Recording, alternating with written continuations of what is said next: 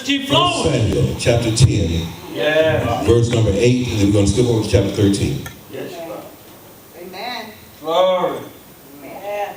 And thou shalt go down before me to Gilgal, and behold, I will come down unto thee to offer burnt offerings, and to sacrifice sacrifices of peace offerings. 7 days shalt thou tarry, till I come to thee, Thank you, and Jesus. show thee what thou shalt do. Oh, my. Chapter 13, verses 8 through 13. Don't slow this car down. And he tarried 7 days, according to the set time that Samuel had appointed. Yes. But Samuel came not to Gilgal, and the people were scattered from him. Saul said, bring hither a burnt offering to me, and peace offerings. And he offered the burnt offerings. And it came to pass that as soon as he had made an end of offering the burnt offering, behold, Samuel came. And Saul went out to meet him, that he might salute him. And Samuel said, what hast thou done? What hast thou? And Saul said, because I saw that the people were scattered from me, and that thou camest not within the days appointed, Oh, my Lord.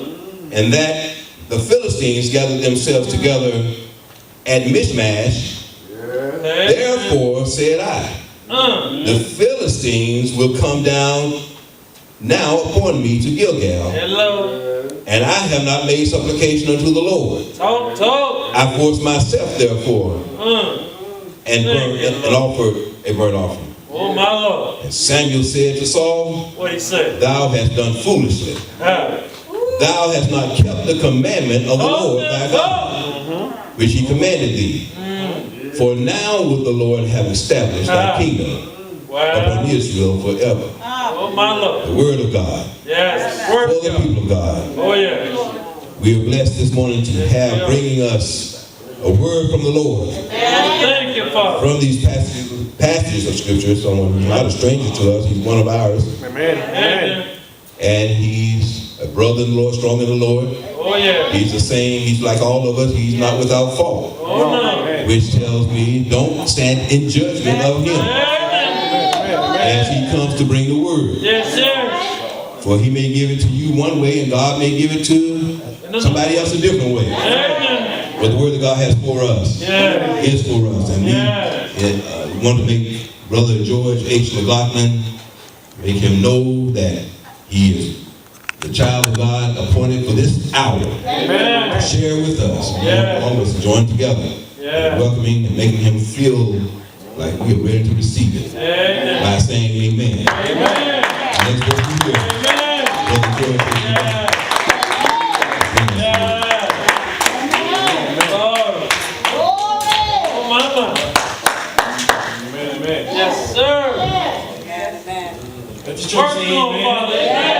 Well, I can appreciate the energy here this morning. Let the church say amen. God is good. Yes, All sir. the time. Even when it doesn't feel good. God is still good. All the time. And I was glad this morning that as I come into the house this morning, Thank you, Jesus. the house was prepared. And thank you, Pastor Lawson, leader here, for honoring us with opportunities to come before the people of God. Amen. Not this lightly. Amen. And Pastor Lawson took it upon himself to come over here and prepare the house, Well. that the word may come forth. Amen. And we just pray that the hearts are prepared to receive it. Let's go into prayer. We go right into the word. Amen. Father God, I thank you this morning. Thank you, Jesus. Not only on my own behalf, Father God, but on behalf of those who sit here under this roof at the House of Unity. Amen. We, as participants of your church and as of your kingdom, Father God, we desire to hear a word from you this morning. Yes. But Father God, it is from you come truth. Oh, yeah. It is from you come revelation, and it is from you that we receive, Father God, the mysteries of the kingdom. Yes. Father God, right now I stand Come on with it. as a representative of your kingdom. Yes. Asking, Lord, that you would use me according to your will. Yes, Father. Right now, Lord, I stand back. I step down and I sit down. Yeah. That, Lord, you and your spirit would rise up right Oh, now. mama. Speak, Lord, because your servant Speak, here Lord. this morning. Yeah. Speak, God, because the people need to hear a Oh, word. yes, Lord. Some may come for a sermon this morning, Father God, but from you, all they need is a word. Yes, And Lord. Father God, we pray, Lord, in this place today, Yes. that word would come forth with power, and it would come forth with clarity, Yes. and it would come forth in a way that even the children can understand. Oh, mama. And we thank you, Lord, for this opportunity to come and fellowship and share and celebrate in the name of Yes, Jesus Lord. Christ, our Lord Yes. and Savior. Amen. Amen. We grow in a time where sayings and cliches are of the norm, are they not? Amen. We've grown up under a lot of sayings and a lot of cliches. Some to help propel us when things seem a little dim, or things seem a little dark, or things seem a little rigid at the time. All right, now. Amen. Sayings like, when the going gets tough, the tough get going. Yeah. Sayings like, when it rains, it pours. But there's also a popular saying that comes with desperation.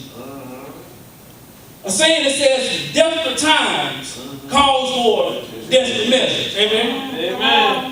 And depending on the person who's saying this, it can cause this individual to look at things a little differently. Talk about it. Talk about And it may even cause them to go against the grain that they normally would have set. it.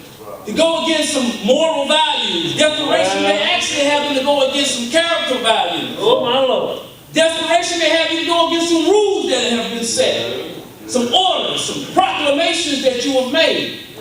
Desperation may even have you to go against some religious values and statutes Yeah. that you would normally go by easily. Yeah. Desperation will, to this individual or to some of us, will have to say, I am done with so-and-so. Oh, yeah. Or I'm done with that. Never again am I going to go through that type of stuff anymore.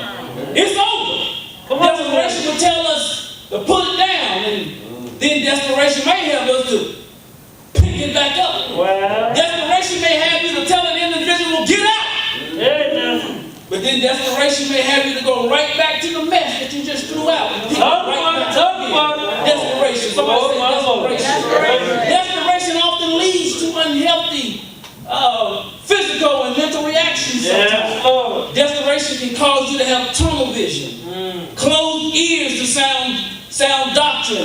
Desperation can cause stubbornness, Look out now. a stubborn mindedness. Desperation will have you to be blatantly disobedient to what it could be considered as the law.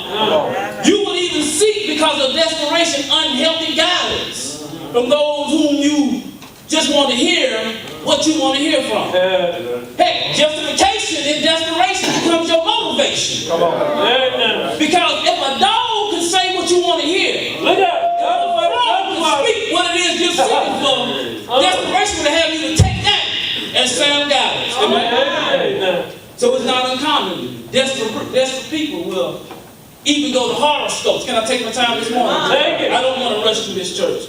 It'll help you go seeking advice from horoscopes and mediums Yeah. to confirm some things that you're looking forward to, or how you're going to start your day. Desperation will do that. Yeah. But there are those who, at times, will seek God diligently in desperation, who haven't as much prayed or communed with God in recent times. Yeah, now. See, God for some people becomes like the repairman.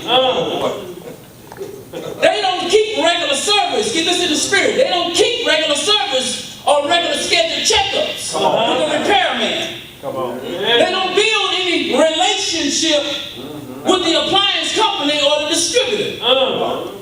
So no, we wait until our unit breaks down, and in desperation we make a frantic call and expect them or expect God to come in a hurry. Oh, my God. Say it, brother. Say it. Have we kept contact? Get that in the spirit. Have we kept contact? Have we kept a scheduled service? We would be in the book Yeah, now. and with an updated warranty. And matter of fact, they will be glad to come come out and make sure that everything is up to par.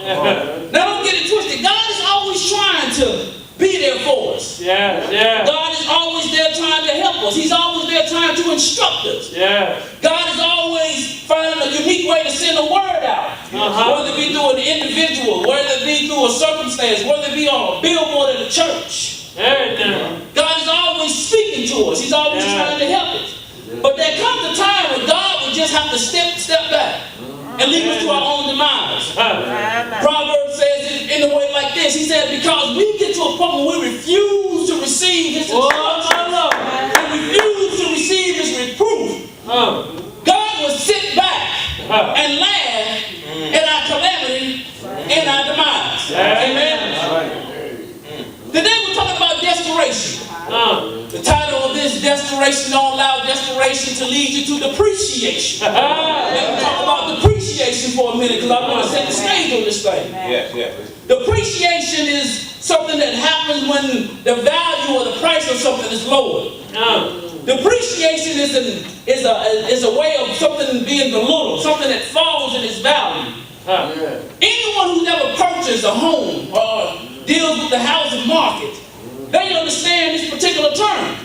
Why? Because it's important to know that if you are ever interested in purchasing a used or a preoccupied house, whether it's in foreclosure, whatever, what have you, and one most thing that's important about it is, it's not how beautiful the house is or how it looks to you. The question is it in depreciation or is it in appreciation? Okay.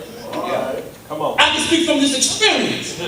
Because experience is a good teacher. Yes, it is. Be very careful what kind of arrangements you make with the seller in order that it gets turned over into your hands in a proper manner. We don't want to see depreciation. And although leasing with an option to buy seems to be good in the car market, in the housing market, it can leave us rather disappointed. Why? Because of that one word, depreciation. Somebody say depreciation. It's one thing to attempt to purchase a home, as they say, a stick-built house. It is one thing to be able to sit down and choose the floor plans. It's one thing to be able to pick out the carpets you want. It's one thing to see what kind of towels you want and what kind of cabinets you want. It's one thing to say, I want a cathedral ceiling. And it's one thing to say, I want the fat border around the edges of it. One thing to say, I want recess lighting in my ceiling. But if your aim and your budget leads you to seek the path of a double-wide trailer resting on a beautiful acre of land, plans can come to a sudden halt. Because banks don't want to lend money on a home that depreciates instead of appreciates. Take your time, Brother Jordan. Why? Because of structure and stability. Most banks will close the checkbook on those because supposedly we get in a rut and we can't make our payments. They don't want to be stuck with something that is of no value or profit to them. Am I right? Never mind the property value that it's sitting on. Never mind the neighborhood that it's sitting in. I don't care if you take a double wide with all the bells and whistles. Take your time with it, brother. Brick foundation. Set that junk up in the country club and it's still a trailer. The bank will say it's still a trailer. See, this leads me to my point. Because we're talking about depreciation. We're talking about desperation. Saul, in the book of 1 Samuel, it is said when you go back and read it, this man comes from a pretty good lineage. He's a good-looking brother. He has stature. He's about like St. Louis. He's a good-looking brother. He stands shoulder length over everybody. And he has the appearance of a leader. And people are convinced, where a majority of them are, people are convinced that this brother will make a good leader. Why? Because they're definitely seeking a tangible leader like the other nation. They're definitely seeking a king to rule them like the other nations. He's appreciated in his hood. Talk about it. He stands up and he stands out. And unbeknown to him, the people are so eager for this tangible king that this brother is thrown into a job that he wasn't even looking for. Come on, church. Come on. And as time goes on, his true character becomes to show up. It begins to show up. Saul is unstable. Saul is hard-headed. Saul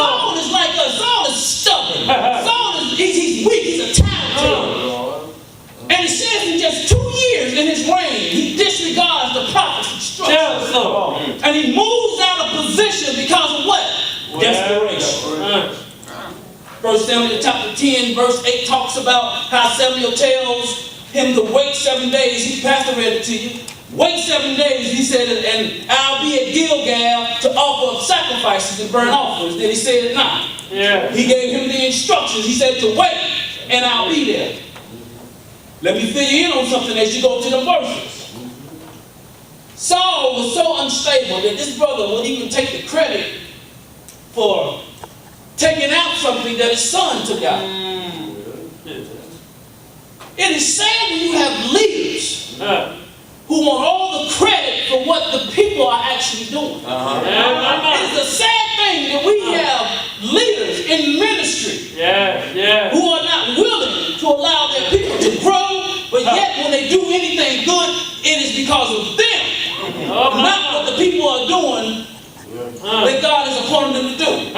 Saul was one of them leaders. Yes, sir. Fast forward into this book.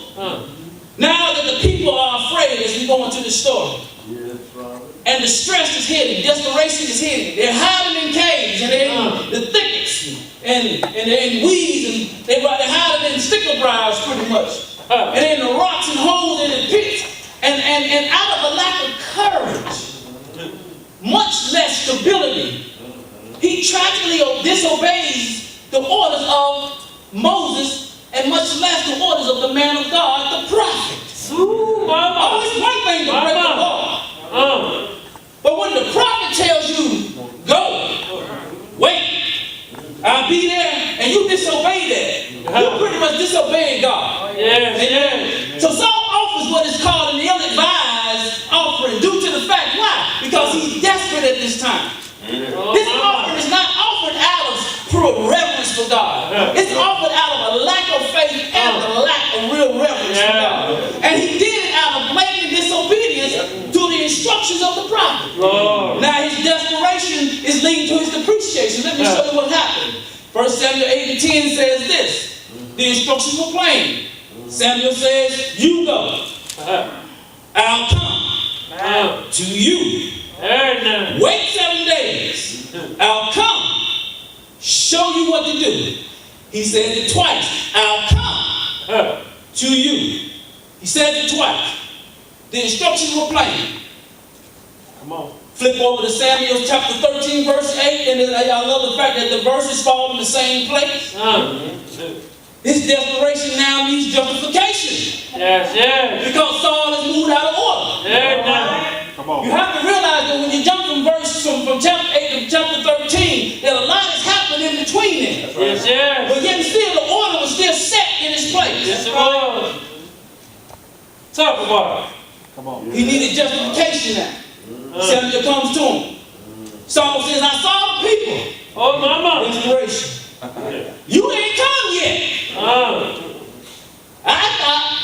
I said the Philistines are gathering. I haven't made an offering yet. I felt compelled, justification, and offer the burnt offering. Now he goes from justification to elimination. Why? Because it's sad to say that Saul acted out of a lack of control. And he was willing to disobey God's prophet. And it leads him to have an uneasy kingship in Israel. The very act right there. Justification. I did it because you wouldn't show up. How many times have we tried to justify some of the very acts we did, knowing that they were wrong the moment we were trying to do them? How many times have you made justification for something that you knew that you should not be doing? A lot of us right now are paying the price for things that we've done in our own lives and still trying to justify the fact of why we did it. You knew that you should have done it. You were told the instructions not to do it. Mama and daddy tried to bring you up right, but yet still because of the acts that you made and the price you have to pay, now you try to justify why you did it. Come on. Now here's Saul in his place of elimination. His desperation leads him to envy and jealousy of the young man that's coming up with God. He's uncontrollable now. He has uncontrollable emotions. Come on. And these things rob Saul daily, y'all. Everything that David did from that point on showed a true reverence for God. Yes. David never acted out of desperation. No. Yet and still, he served God and the very person that tried to kill him. But desperation never became a part of his motivation. Come on. Saul in between lives right now. He's part king and part predator. A king trying to hold on as long as he can to a throne that really was not promised to be his anyway. Yeah, we've been trying to hold on to some things, hold on to some relationships that God did not ordain. Hold on to some jobs. God said, that's really not the job I have for you. Hold on to some material possessions that you really shouldn't have anyway. Why? Because some of these things will become your God. Come on. All right. Preach that.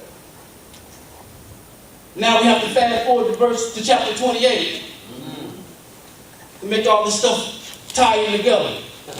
Another act of Saul's desperation. His whole kingdom, his whole thing is all about desperation. His whole time on the throne is desperation. His desperation leads him to seek the advice of a medium. Saul had already said, Lord, that they should be cast out, that we should have any dealings with them. But now he's in a place of desperation. Why? Because the prophet Samuel was dead. God is not listening to him. There's no real connection with God. There's no line of conversation with God. Come on. So now out of his desperation, he's trying to consult a medium. How many of us do we know, whether it be ourselves, my Lord, who daily consult something that is not of God?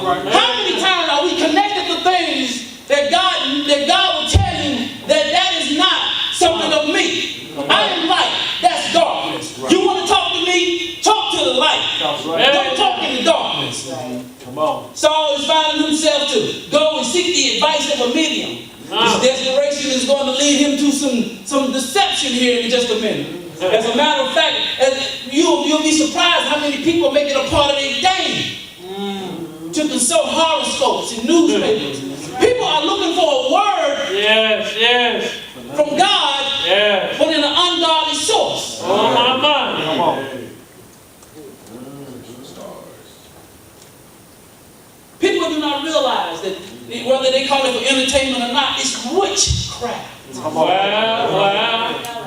And these things are abomination to God. Yes. Mediums and psychics for years have plagued our society with an intent to lure the people of God away from God himself. Oh, yes. Matthew 33, chapter 6, 33 tells us this. Seek ye first the kingdom of God Yes. and his righteousness. Yes. And all these things. That means instruction, guidance, all these things. Not just material things. Not just prestige and growth and title. But seek ye first the kingdom of God and its righteousness. And all these other things shall be added unto you. Why? Because God knows what you have of need. Yes. He knows these things. Saul is desperate, brothers and sisters. Yes. Come on. And he, in this particular time, decides to seek the advice of a medium. And now his deception is going to set in. Because this is a brother who's held a position, but he falls out of position. This is a brother that people thought he looked the part, but he fell apart, brothers and sisters. This is a man early in his desperation. It causes him his focus. It causes him his stability in opposition. Oh, this is a brother that may sound a little bit like me. He got cold towards God at one time. Is that true? This is a brother that's a little bit maybe like you. He got a little lukewarm and zeal in this particular walk. He got impatient in his spirit, self-sufficient in his mind, carnal in his conduct, and fearful of his future. Somebody say desperation. And now he's trying to deceive. He's going to fall into deception. Now he's seeking out the advice of something that is not of God. Oh, mama. And they see him coming. Thank you, Jesus. Take your time. He's seeking to hear a word from a man of God through the devil. Oh, And they see him coming. Brothers and sisters, you got to be careful who you connect yourself with, who you hold your conversations with. You can't tell everybody everything, much less. You got to be careful who you just intertwine with in general. Right. That's right. Sheep beget sheep. Amen. But some sheep look like a goat. You gotta be careful of them goats. Yes, sir. From the country, I know it sounds funny, but you be careful of them goats. Oh, no. So Saul, he avoids God's will. Let's deal with God's will for a second. There are two things concerning God's will. His perfect will and his permissive will. Am I right or wrong? Right. In one way or another, God's will always play a part in our lives. Yes, One yes. way or another. God's perfect will isn't always with our understanding though. Yes, it is. We don't always understand what God is doing, what his will is for our life. We question God. But in the end, God knows that we're going to be smelling like roses if we just heed to his will. But then there's his perfect, then there's his permissive will. His permissive will is that which is allowed on our behalf according to our desires. Yes. God will permit us to get involved in some stuff that we just got to have it. We just got to go there. We just got to deal with it. Oh, I just got to have her. I just got to have him. Oh, I need that, Lord. You said that was for me. Come on now. God said, okay. You need that bad. It has become bigger than me. I'll let you know. So God does this for Saul. Saul wants to consult, he gets to consult. But let me tell you what commission is like. Commission is like going into an intersection, church. Yes, A sir. very busy intersection. Somewhere like Tryon and Plaza and Charlotte. Oh, boy. Come on. And even though the light turns green and you have permission, what could be detrimental is once the light turns green, you dart out there. Why? Because somebody may not heed the yellow or the red light on the other side. Well. Permission can get you hurt. Yes, Because sir. you do not see the onslaught of what's coming on the other side. Saul had permission to go and inquire and entertain familiar spirits. And the end result caused him further separation from God. So this is a brother who's gone from justification, elimination, alienation, deception, now separation. The last thing we want is separation from God. Come on. Sir. The very last thing you really want to do is find yourself separate from God. Yeah, we go through some dry seasons, but God is always there. But there's another thing when God has to turn his back on you. When God has to turn an ear to you. That's a whole nother level right there. Sir. All this restoration started from the people who desperately wanted this king. Yeah. So the whole thing was about desperation. They desperately wanted this king. They sought the man of God for this king. Come on. And God permitted to happen. The Bible says that many are called, but Yeah. only few are chosen. Well. Saul wasn't chosen. No, it wasn't. Saul was just called. There are a lot of desperate acts in the Bible, church. We can go to the book of Genesis and talk about Sarah. Out of desperation to hurry up the will and plan of God, Yeah. she allows her husband Yeah. to lay with another woman. Talk. And we are still dealing with that bad decision. Oh, my today. God. Look over there in the Middle East. A result of a bad decision. Yeah. Yes, she may have had good intentions, but she made a bad decision, church. Yeah. Let's talk about Aaron for a minute and we'll move on. Oh, boy. Aaron, priest, lack of backbone, is given into the pressure, and he's desperate to make a decision. The people wanted a God that they can, again, feel and see. So out of desperation, he allows them to make a golden calf, which is an Egyptian god. Yes. And he had the nerve to call the calf Jehovah. Folded under the pressure, under the desperation. To him it was a good intention. But in reality it was a bad decision. Well. How many bad decisions have we made even into today, church?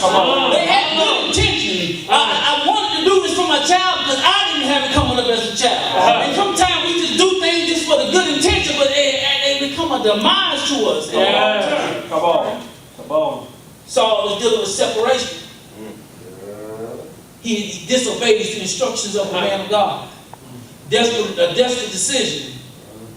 And he intrudes into an office that is not his to walk in. Oh, my. He wants to play king and priest. There's but one king and priest. There's never been but one king and priest church. Now, I'm understanding this. If it was that bad, or if it was that bad to us, don't step into something that you're not designed to walk in. Don't step into something that you're not called to walk in. If it's advice you need, don't go to the harvest school. Go to Jesus and call him according to one of his many offices. He's a wonderful counselor. Lord, counsel me today. Advise me today. Because I need some instruction. And how I might handle this situation. So now the kingdom is stagnated. The whole matter of this thing is, church, we have to learn to not act and make decisions based on our desperation. The Bible calls us to have a mind, a transformed mind. Come on. Paul is calling for the people to allow their minds to be transformed. We have to allow transformation to take and make and expose the manifestations of God in us. Amen. The Bible in the Old Testament and the New Testament actually share two individuals that have a lot in common. They have the same name. Their lives share so many similarities. Both were born into the lineage of the tribe of Benjamin. Both had interesting male role models in their lives who had great influence. Both of them. Both share a calling in their lives that put them in the forefront of their culture and in their heritage. Both of them. Both lead a charge to seek out and destroy God's anointed and those who would follow them.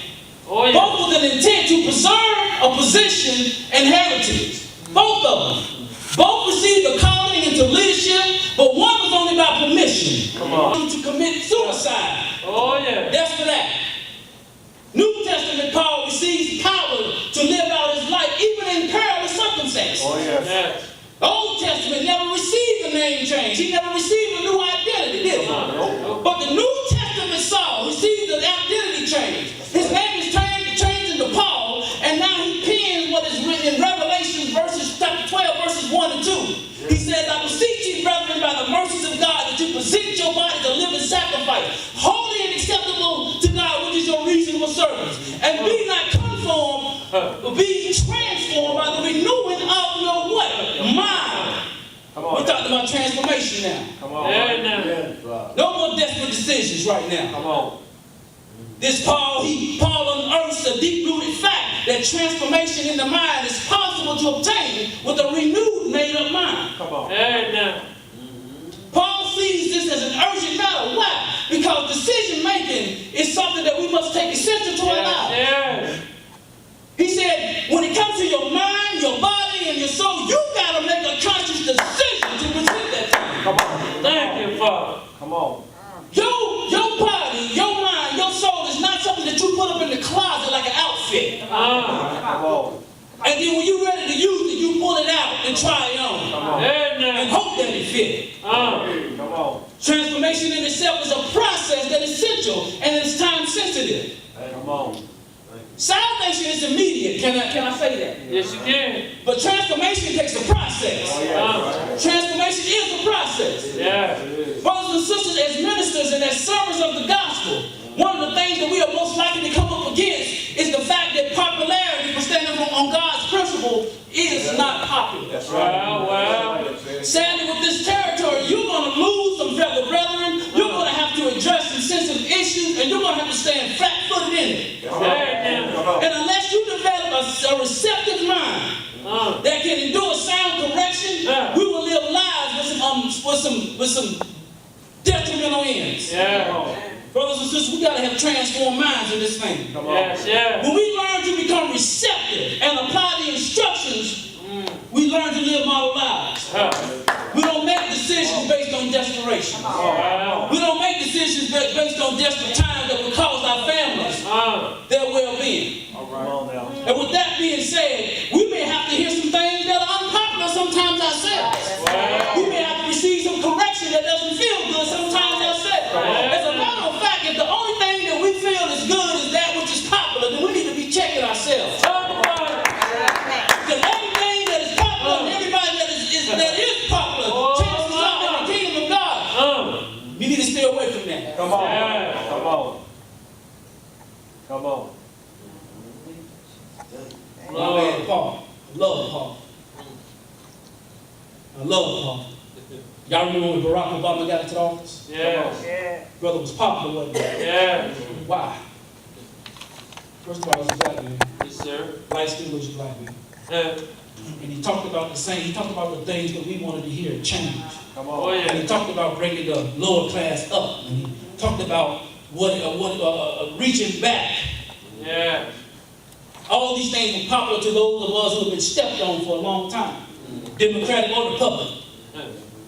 But the moment Barack had to stand up for some moral and ethical values, Come on. because this man can deliver an address, right? Oh, yeah. But the moment he had to stand up for moral and ethical values, Say it. he became unpopular. Oh, The yeah. moment he had to deal with some sensitive issues, and he charged America with taking some hard steps, he became one of the most unpopular presidents of all time. Yeah. Yeah. This brother's even blamed for stuff that was happening in office before he got there. Right. Talk about it. Unpopular. But Jesus Christ, our Lord and Savior, Yeah. popular in the beginning of his ministry. Oh, yeah. Y'all read the story. Oh, yeah. Man steps on the scene from a sect of people who really didn't like the Romans, a sect of people who were not for this type of stuff that was going on, a sect of people who were stepped on. Come on. And the moment he steps on the scene, he's doing things that the Pharisees and priests couldn't do, saying things that they couldn't say. Healing's going on, deliverance going on, fish frying all over the place. Amen. The moment he does all that, he's popular, he has a following. But the minute he says something that's going to challenge the people's minds, Amen. things change. Yeah. Give me time. Jesus dealt with something, man. He told them, he said, when you eat of my flesh, drink of my blood. Why couldn't they receive it? The Bible says in John 6:6 that the moment he said that, many of them turned to walk away. Why? Because they didn't have the mindset to receive the things of the Spirit. Yeah. Romans 12:1-2 talks about transformation. Transformation is to change, is to shape a character of something. Yeah. It begins in the mind, it continues in the mind. A transformed mind produces transformed behavior. Well. Oh, yeah. Many of us are still battling with being transformed in the mind. Because you can't obtain the things of the Spirit unless your mind is prepared to receive that. Yeah. Paul talks about being conformed. He said, don't be conformed. Don't take the shape of. But Jesus said, follow me. When he said follow me, he said, let me fashion you after my likeness. Come on. Follow me. Every time one of the disciples got it, he said, follow me. He said, now let me fashion you. Come on. Peter says like this. Peter says, gird up your mind. He says, gird it up, pull it up. So you can move freely Yes. in the things of the Spirit. Come on. Yeah. Come on. Move freely in the things of the Spirit. Be able to obtain the mysteries of God. In biblical times, people would gather up their long robes and tie them around their waist so they could move quickly and freely. Peter says, be sober. He says, use mental and spiritual sound judgment. Yes. The writer of Hebrews said like this, lay aside every weight. And the sin that so easily besets us. Easily besets us means that it ensnares us. And one of the things that the church has been ensnared with, unless we begin to really lay it all aside, is the fact that the traps of the world's influence are infiltrating the church. Music of the world is infiltrating the church. Fashion, money, prestige. These things are infiltrating the church, and instead of setting standards in the church and operating in excellence, these things have caused the church to lose its strong mindset and fold to the things of the world. Oh, boy. Brothers and sisters, I encourage you, let the transportation take manifestation. Let manifestation come up and come out from a renewed mind. Come on. I really want to speak to somebody this morning. Thank you. Because somebody is struggling with things of the Spirit. And it's one thing that when we come in and we hear a word, but yet we're not really receptive of the message. Oh, my mind. All right. Because I personally don't need a sermon. No. Mine. Sometimes I just need a word. Amen. And someone is someone in their mind, they're struggling with do I really got to let all that go? Do I really need to move away from this? Do I really need to set these individuals aside? Now. But unless you do that, you will not obtain the things of the Spirit, that you will live lives that God can be happy with, that God can be pleased with. Come on. There's a battle in somebody's mind, and they don't want to let it go. Oh, my Lord. Yeah. I'm not calling nobody out. I'm just telling you the things that's in the Spirit. Amen. Come on. We have intertwined ourselves with so much for so long. And the transformation takes process. But unless you start the process, Amen. the transformation cannot take effect. Well. Thank you, Father. And I'm willing to step back and allow Pastor Lawson to step up in prayer if these individuals are struggling with the mindset that it takes to walk in the things of the Spirit. Because I'm not in a position to do certain things in the ministry. Amen. So I will relinquish this point. But I just need someone who's struggling with that to step up. Struggling with the transformation of the mind. Because unless you deal with it, you will never grow. Transformation takes being uncomfortable. Yeah. Unless you are uncomfortable, you will never grow. Oh, my Lord. When a baby is ready to come, he's uncomfortable now. Yes. I'm ready to move. I'm ready to go. I'm ready to stretch my legs out. Amen. I challenge the church this morning. Unless we start thinking in a new mind, we will not come together as a church. We will not grow as a community. It takes a made-up mind to grow as a community. Made-up mind. Set aside personal values. Set aside anything that would cause a hindrance to the vision of the ministry. And we accept what is collective here. Is there one who's struggling in the transformation of their mind? Amen.